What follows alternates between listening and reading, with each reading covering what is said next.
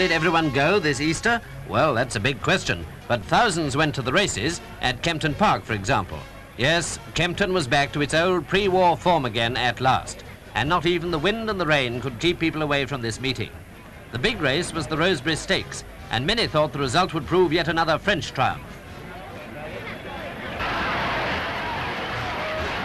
As it turned out, it was won by Philadelphia II, who recently adopted British nationality, so to speak, with France gaining only second place.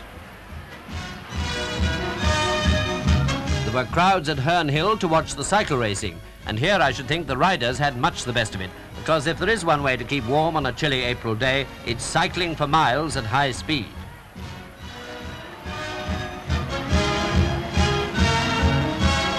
Spectators, all the same, undoubtedly enjoyed themselves, and if they did get cold watching, they probably warmed up riding home. Another sporting event, though it wasn't strictly connected with the Easter holiday, was a continental tour by 3 British cars. Starting from Oslo, they aimed to visit 7 European capitals in 7 days, and succeeded in doing so in spite of appalling conditions experienced on many parts of the long route.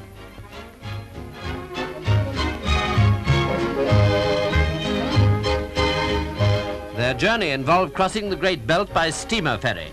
Luckily, the sea passage had just been opened after being frozen solid for a fortnight. On they went through South Jutland, Germany, Holland and France, 2,500 miles to Bern, where the final flag was added. Certainly a triumph for the great reliability of British cars. Back to Britain now and the Easter weekend, a bathing beauty contest at Hastings. A fine idea if only the weather had been sporting enough to cooperate. Actually, the poor girls nearly froze and the judge could hardly write down the marks. As for bathing, well, I ask you, do bathing beauties bathe anyway? Once upon a time, I seem to remember, Easter used to be fine and warm. Obviously, something's gone radically wrong with British weather.